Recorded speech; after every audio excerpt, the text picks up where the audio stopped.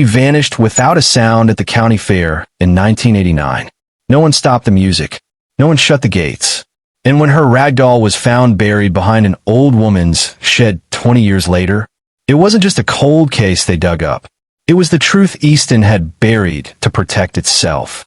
Before I begin, thank you for watching Minority Struggles. Let me know in the comments, where are you watching from and what time is it there?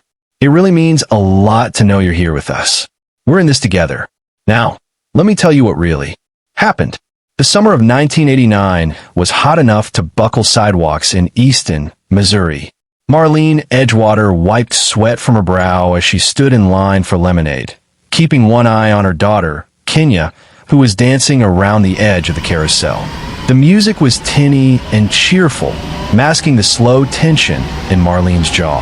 They didn't come to the fair often. Marlene worked 2 jobs and didn't have much extra, but Kenya had begged for weeks.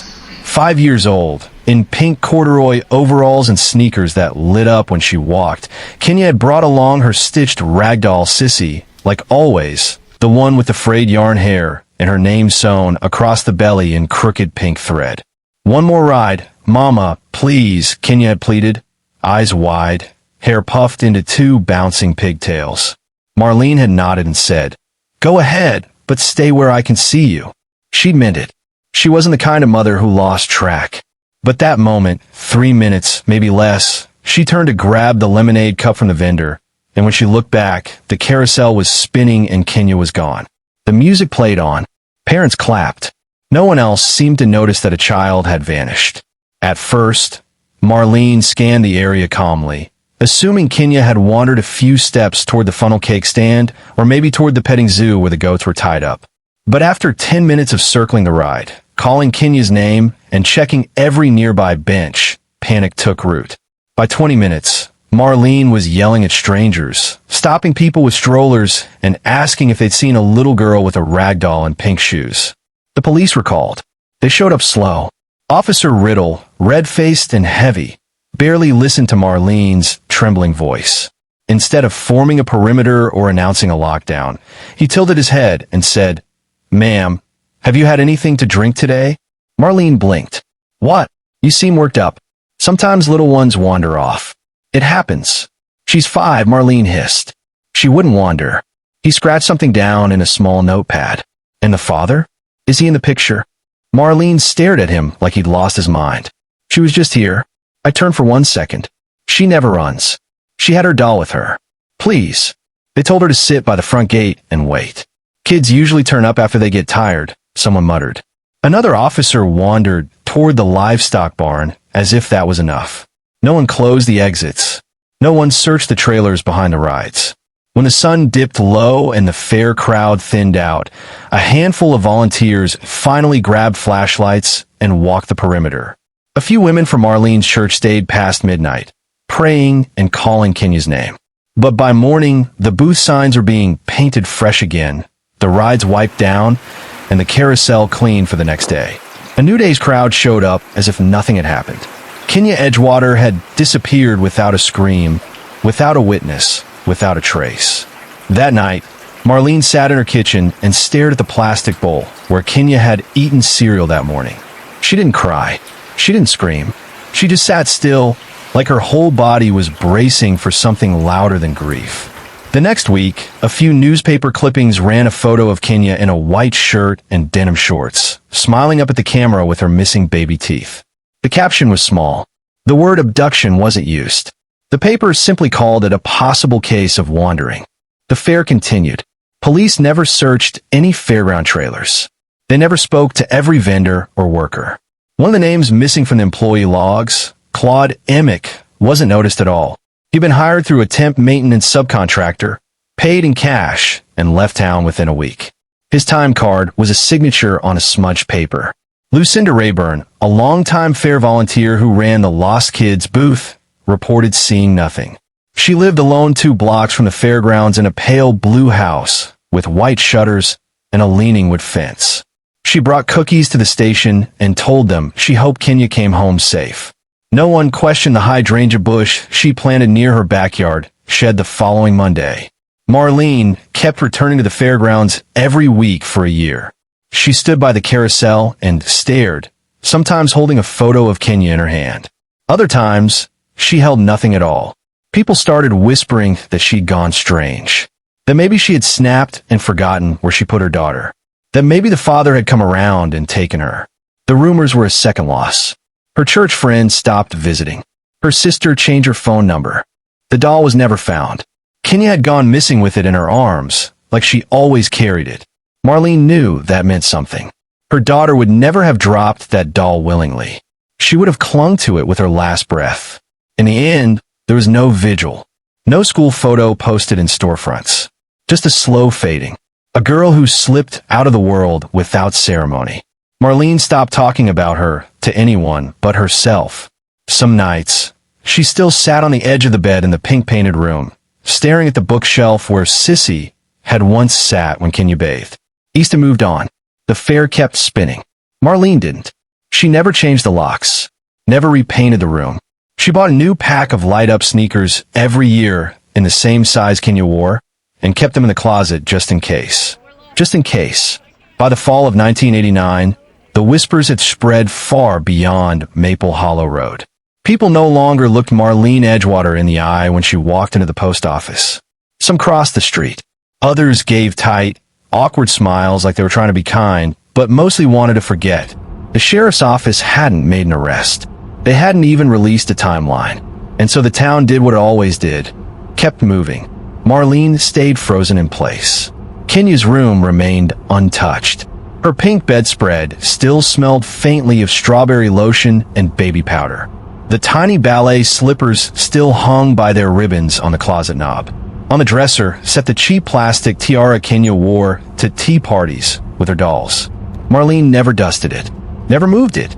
Some days she sat in the doorway for hours, arms wrapped around her knees, listening to the stillness like it might tell her something she missed. The phone rang less each week.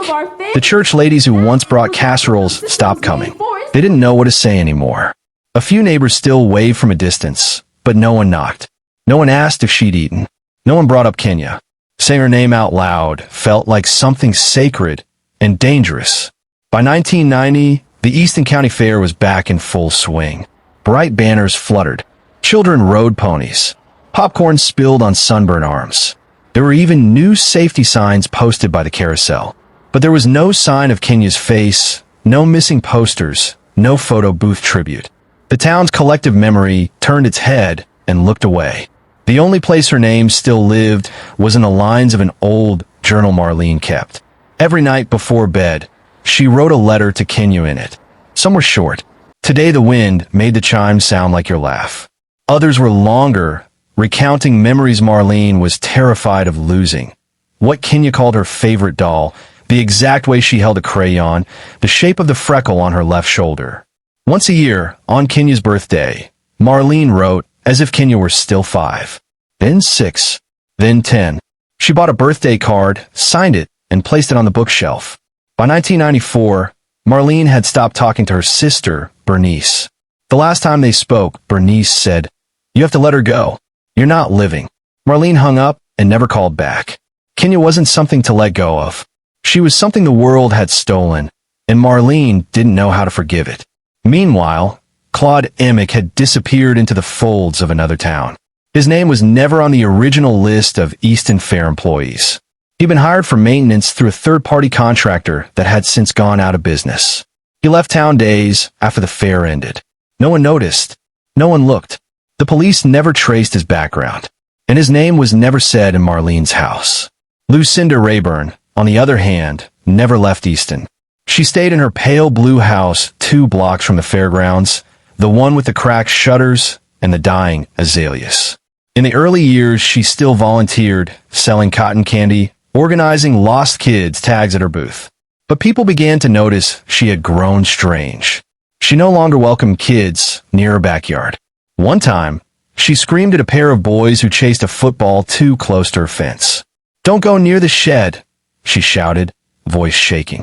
Her hydrangea bush bloomed unnaturally full every spring, big purple blossoms curling over the wooden planks like something protective. A few people whispered she was just eccentric. Others avoided her altogether. In 1998, Lucinda stopped showing up to the fair. She rarely left her home. The neighbors saw her talking to herself sometimes, standing barefoot on the porch in a houseboat at dawn. She died in 2004 of what the obituary called natural causes. No children, no known family. The city took control of the property and let it sit. The grass grew wild. Vines strangled the gutters. Stray cats nested beneath the porch. By then, Marlene was 50. Her knees ached. Her hands had started to shake when she buttoned her blouses. She still worked the courthouse cleaning shift and a morning waitress job at Granger's Diner. She didn't talk much, but the new waitstaff whispered about her. They called her the lady whose kid disappeared. In private, Marlene was still writing letters. One in particular, dated 1999, stood out. It was longer than usual and sealed in an envelope. Dear Kenya, today you would have turned 15. I imagine you'd be taller than me by now. Probably rolling your eyes when I asked you to do dishes. Maybe you'd be out with friends today. But part of me hopes you'd still want cake. That you'd still ask me to sing. I still know your laugh. I still hear it sometimes when I dream. I don't know if that means something, but I like to think you're okay somewhere. Maybe not here, but somewhere. I love you more today than I ever have. I always will. Love, Mama. She folded it carefully and placed it in a box of cards on the top shelf in the closet. Right beside the unopened sneakers, size 11 kids, same as before. By 2009, the town of Easton had changed. A few new families moved in. The fair now had sponsors and credit card machines.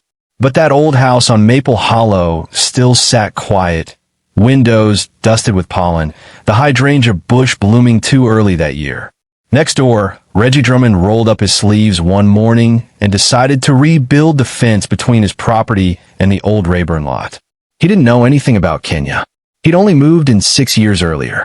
But that morning, as his dog Jiggs ran along the fence line, the past began to stir. Jiggs started digging near the bush. At first, it just looked like dirt. Then something soft, gray, and limp. Reggie squinted, stepping closer. A doll. Torn, rotted, but clearly handmade. He leaned down, brushing soil off the belly. And there, faint, faded, but still stitched in pink, was the name. Kenya. He straightened slowly. Then he saw what Jiggs was chewing next. It was a small, pale bone, and it wasn't from any animal Reggie had ever hunted. Reggie Drummond didn't call the police right away. At first, he just stood there. The ragdoll lay in the dirt, caked in mud, its yarn hair barely clinging to the scalp. One stitch that was missing. The name, Kenya, was stitched in faded pink thread across its belly, the letters trembling from time and rot. Reggie turned it over in his hand like it might suddenly mean nothing. But then he looked at Jiggs again. The dog had something in his mouth. Pale. Curved. Reggie stepped forward and held out his hand. Drop it. Jiggs obeyed, tail wagging. It was a bone. Small. Delicate. Reggie had hunted deer and butchered hogs. He knew animal bones. This wasn't one of them. He looked back at the yard, at the hydrangea bush drooping over the broken fence. Something was buried here. Someone. He walked back to his shed in silence and returned with a small spade, knees popping as he crouched down. 6 inches below the surface, the earth changed color. There was something pink pressed into the dirt vinyl. A child's shoe. He touched it gently, brushing the edge clean. The sticker on the side was faded, but he could still make out the smiling cartoon bear. He stood up and looked at the house next door, the Rayburn house. The windows were dusty, the porch sagging. No one had lived there since the city claimed it. Reggie had never paid it much mind. He picked up the phone and called the Easton Police Department. 2 officers arrived in under 10 minutes. One young, one middle-aged. They walked with slow steps, uncertain, like they already didn't want to be involved. Reggie pointed to the spot. That's a kid's doll, the younger one said. And that's a bone, Reggie snapped. Your dog found this? Dog didn't stitch that name, Reggie muttered. You better call someone higher up. They called the county. Within the hour, a perimeter was marked off with orange flags. Yellow tape followed. A crime scene unit arrived from St. Joseph. The hydrangea bush was cut down carefully. The dirt around it sifted and bagged. The first thing recovered after the doll was the child's shoe, pink, with a cartoon star sticker and cracked sole. The next thing, a string of colored beads, partially intact, spelling K-N-Y. Then came more bones. Small, fragile, scattered among decayed fabric and a clump of synthetic hair. The grave wasn't deep. No coffin. No container. Just a soft impression in the soil where a small body had once curled into itself. When Detective Darnell Boone arrived, he already knew what he was looking at. He hadn't lived in Easton since he was a teenager, but the name Kenya Edgewater still lived somewhere in his gut. He remembered the fair. He remembered the photo taped to the gas station window, the one that faded in the sun until all that was left was the outline of Smile. Darnell crouched beside the excavation site and stared at the ragdoll. It was nearly unrecognizable, but the stitching made it undeniable. He made the call to the lab before nightfall. The next morning, he knocked on Marlene Edgewater's door. She didn't answer at first. Then the curtains moved. Then the door cracked open, and Marlene stood there in a housecoat, her eyes rimmed red.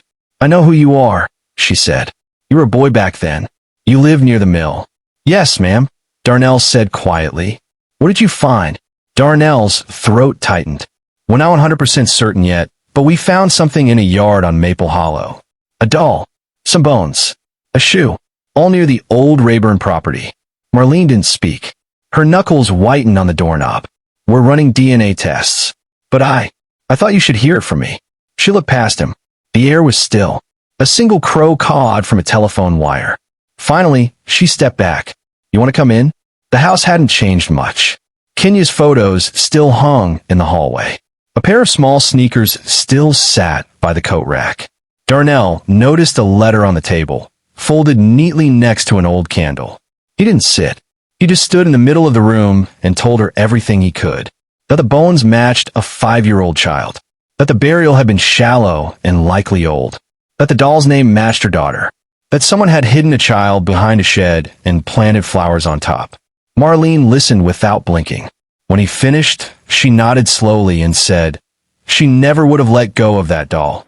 Not unless she was dead." Darnell's jaw tightened. "We'll find out who did it." "No," she said softly. "You'll find out who let it happen." By the following week, DNA tests confirmed what everyone already knew. It was Kenya Edgewater. Local papers ran the story under muted headlines. "Remains identified in Easton backyard," as if the name didn't matter. As if the child who vanished 20 years ago was just another case file dusted off for ceremony. But not for Darnell. And not for Marlene. Because someone had lived in that house. Someone had planted a bush. Someone had helped cover it up. Lucinda Rayburn. Darnell pulled the old files. Interview logs. Fair staff rosters. Volunteer lists. No one had ever asked what Lucinda saw. She'd simply been thanked for helping children get reunited with parents that night, and then sent home. He drove out to the edge of town to speak with the groundskeeper who had worked the fair in the 80s and 90s. A man named Calvin Pike, nicknamed Mossy. Mossy now lived in a care facility, half lost in fog, known for muttering nonsense. But Darnell wanted to hear it anyway. The nurse warned him. He talks in loops. Might not make sense. But when Darnell sat down across from the old man, Calvin looked straight at him and said, "They put her in the trailer. The one behind the carousel." She was crying. The man told her not to. Then she went quiet. Darnell leaned in. "What man?" Calvin blinked. "The man with the badge keys. Not police keys. The other kind. Maintenance." Then he looked away. She had a bear on her shoes. A pink bear. Darnell's heart thudded. He sat back, pulled out the list of 1989 fairground employees. Claude Emick wasn't there. Because Claude Emick never filled out an application. He was paid cash, signed only a paper log, and left town the day after Kenya vanished. Darnell stared at the list, then at the doll on his desk. Claude Emick didn't just vanish. He was erased. The old fair records were garbage. Darnell Boone sat in the county archive office, surrounded by yellowed folders and warped ledger books. None of them digitized, most handwritten in pencil or shaky cursive. The 1989 fair had no official maintenance roster, just a list of vendors, booth managers, and volunteers. The subcontractor that had provided temporary workers, Reba's Grounds and Event Services, had gone bankrupt in 1993. Their files? Destroyed in a warehouse fire. No backups. No social security logs. Just a stack of faded sign-in sheets with barely legible signatures. Claude Emick's name wasn't anywhere, but there was one entry on a loose sheet dated 2 days before Kenya disappeared. A single line. C. Emick, gate and trailer cleanup, $60 cash. No ID. No contact. No follow-up. Darnell sat back and let out a slow breath. The entire case had floated right through this one oversight. A man had been paid in cash and allowed to work unsupervised around children with no background check, no photograph, and no paper trail. And now, 20 years later, he had to pull this thread through 2 decades of silence and rot. That night, Darnell brought the files home. His daughter Harmony was sitting cross-legged on the living room floor, surrounded by poster boards and charcoal pencils. She was sketching her own face for an art class project, but paused when she saw the black and white photo he laid on the table. "Is that the little girl?" He nodded. "Kenya Edgewater, 1989. Harmony looked at it closely. The photo was slightly blurry, probably taken by a parent in motion, but Kenya's smile was still visible, wide and proud, sitting on a carousel horse with her ragdoll in one arm and one hand clinging to the pole. There were other children in the background, bits of heads in blurred motion. A man stood near the fence, almost out of frame. "Who's that?" Harmony asked, pointing with the tip of her pencil. Darnell hadn't noticed it before. The man was older, maybe in his 30s, wearing overalls and a utility belt with a ring of keys clipped to one side. His face was shadowed, turned slightly from the camera, but he wasn't just passing by. He was watching. "Maintenance," Darnell muttered. He grabbed the magnifying glass from his desk drawer and leaned in. The man stood beside a trailer, half open. One hand rested on the door handle. His other hand was holding something low, too blurry to identify. But the keyring caught the light. Not police keys. Not booth keys. Trailer keys. "Mossy said she was taken into a trailer," Darnell whispered. "This one." He scanned the blurry edge of the photo again. The name tag on the trailer door had 3 letters barely visible in faded ink. Rem. Claude Emick. He didn't need a full name. He didn't need a driver's license. He needed that photo and a paper receipt that proved someone named Emick was there that weekend and gone right after. By the end of the week, Darnell had tracked down a property listing registered to a Carl Everson in Blue Creek Trailer Park, 3 hours away. The name was clean, but the birth date matched Emick's. He called in a quiet favor from a state investigator and got access to Carl Everson's employment records.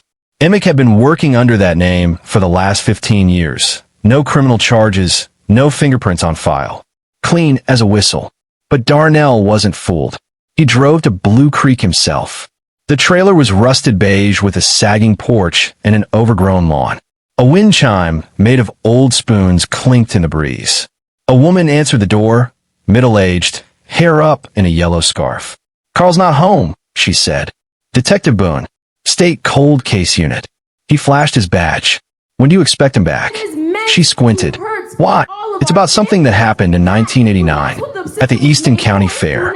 Her face didn't change, but something shifted in the way she gripped the doorframe. "Carl's not a bad man." "I didn't say he was." "I don't know what happened back then," she said quickly.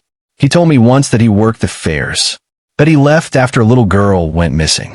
Said it made him sick. He moved to start over. That's all he ever said." "Can I look around?" She hesitated, then opened the door wider. Inside, the trailer smelled like old paper and tobacco. Darnell saw stacks of newspapers in the corner, a cracked recliner, and a bulletin board above the table filled with old fair photos. One of them was a picture of a carousel, the same one Kenya had been riding. On the fridge was a magnet from Easton. Darnell took a photo of the board with his phone. When Carl Emick walked in 20 minutes later, he paused in the doorway. He was older, gray-haired, heavier, but his eyes matched the photo Harmony had pointed out. "You're not police," Emick said. "Not local," Darnell replied. "But I'm law enforcement. I'm here about Kenya Edgewater." Emick froze. His shoulders dropped. He sat down without being asked. "I didn't mean to hurt her," he said. Darnell didn't move. "Then tell me what you did mean to do." "She followed me. I swear. I was just grabbing tools. She saw a rabbit under the trailer and came close. I told her to go back, but she wanted to see. Then she started screaming. I panicked. I didn't mean to. I didn't want to. His voice broke. He rubbed his palms against his jeans. I went to Lucinda's. She knew me. She told me she'd help. Said it was better if no one found out. That people would blame the fair. She said kids disappear all the time. That it wasn't my fault. You buried a 5-year-old in her backyard. I was scared. You changed your name. I wanted to forget. Darnell stared at him. She never got to. The sun was barely up when the forensic team arrived at the Rayburn property with shovels, ground-penetrating radar, and sealed evidence kits. What had started as a call from a neighbor and a dog's unearthed toy was now an official crime scene. The hydrangea bush had been cut back the week before, but its wide, purple blooms still lay scattered like petals at a funeral. Darnell Boone stood by the shed and waited. It wasn't just about confirming what Claude Emick had confessed. It was about proving Lucinda Rayburn hadn't just kept quiet. She helped bury the truth. The team began to dig. 6 feet out from the shed wall, they hit cloth. A tangle of decomposed pink corduroy and polyester lace. Beneath that, a rusted metal clasp, likely from a child's barrette. Then bone. Several fragments, mostly shattered, preserved oddly well under a patch of compacted clay. And finally, what appeared to be the edge of a folded blanket. It was floral, pale blue and white, 1980s fabric, brittle with age. When they unfolded it, it disintegrated in places. But wrapped inside was a small clump of hair, still curled, still faintly red-tinged under the dirt. The state pathologist later confirmed what Darnell already knew. Someone had tried to preserve the body with fabric. Not to honor the child, but to prevent smell. To keep the garden from drawing attention. Marlene was notified that same evening. She didn't cry.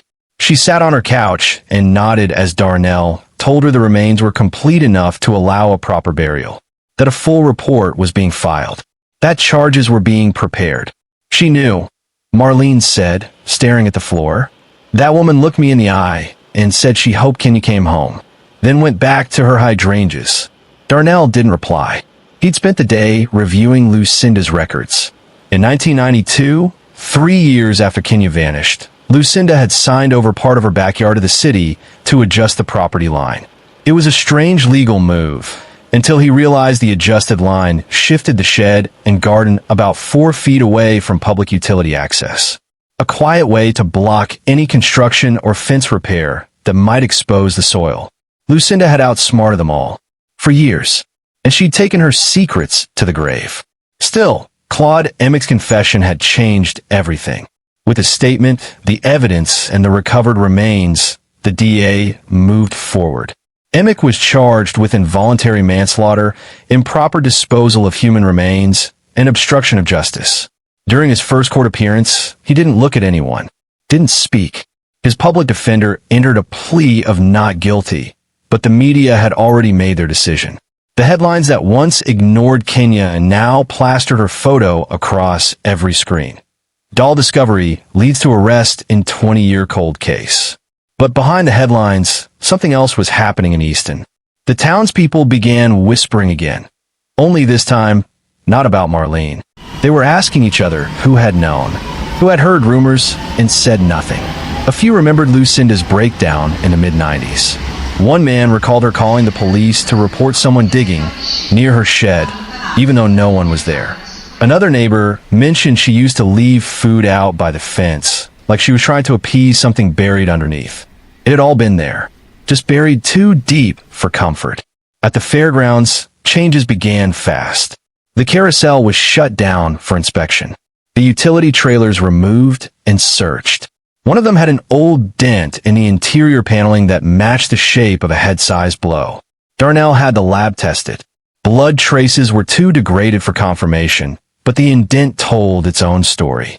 Emick had said Kenya panicked and fell. But the clean break in her skull, the absence of defensive wounds, and the dent in the trailer all pointed to something else. She hadn't fallen. She'd been struck. Maybe not with intent to kill, but with enough force to silence a scream.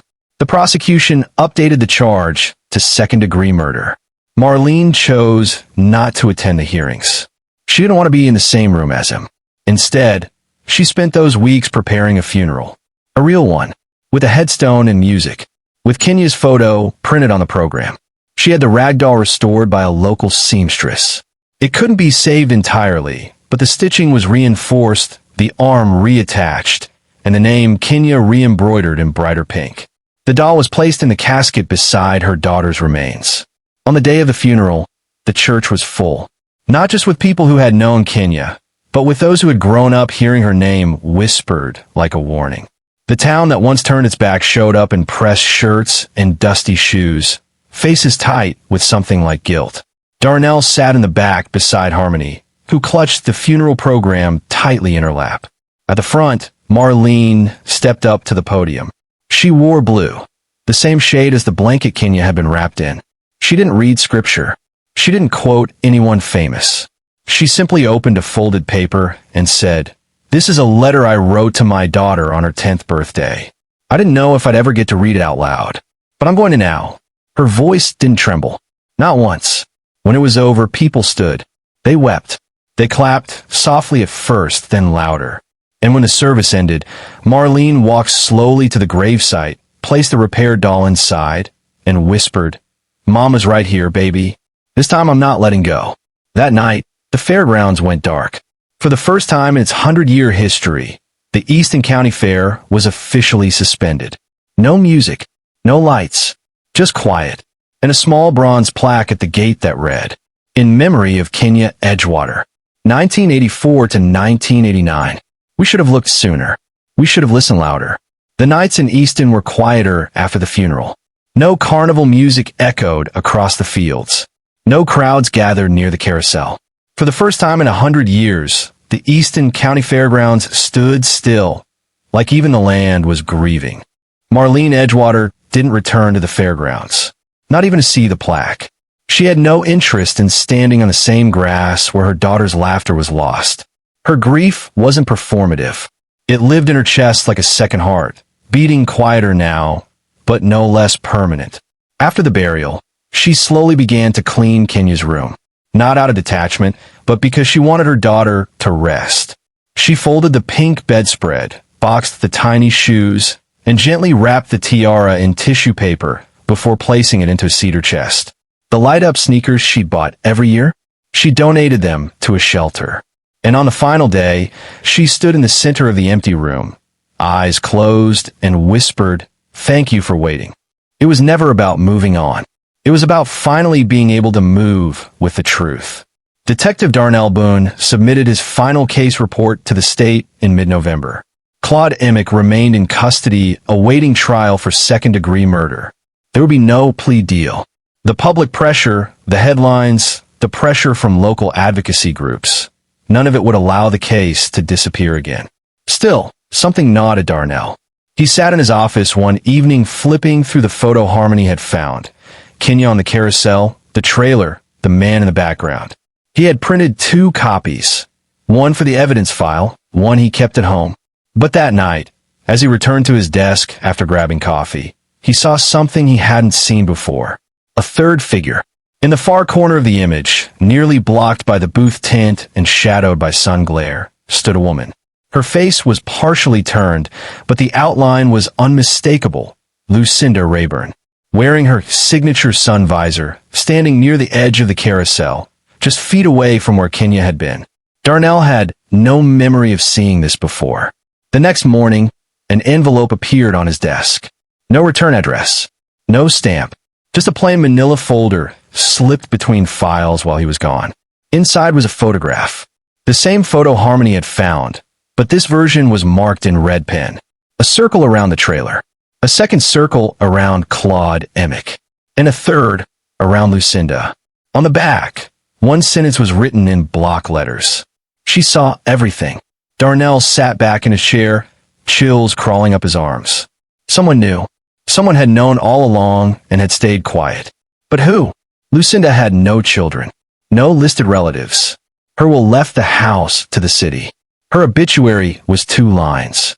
But someone, somewhere, had held on to this photo for 20 years. Someone had waited until it was safe to send it. Darnell reviewed old neighborhood records. One name caught his eye. Darla Timmons, a teenage girl who used to babysit Lucinda's neighbor's kids back in 1989. In a 1993 note, Darla had once called in an anonymous tip saying she'd overheard Lucinda arguing with a man in her backyard late at night during Fair Week. No follow-up was ever filed. He tracked Darla down, now in her 40s, living in Illinois. She answered the phone on the second ring. "I know why you're calling," she said. "You sent the photo?" A pause. "I was 16. I didn't think anyone would believe me. And then years passed. I thought maybe I imagined it. But when I saw the news, when you arrested him, I knew I'd seen her that night. She was yelling at him, telling him not to leave a mess. Why didn't you come forward?" "Because she scared me. And because the police made Marlene look crazy. Like maybe she had done something. I wasn't brave. I'm sorry." Darnell didn't judge her. Silence had always been Easton's first language. But now, finally, someone had broken it. The photo was added to the case file. It wouldn't change the outcome. Lucinda was dead, but mattered, because it proved what Marlene had said all along. They didn't miss Kenya because they couldn't find her. They missed her because they weren't really looking. A week later, Darnell visited Marlene with a copy of the updated report. She invited him in.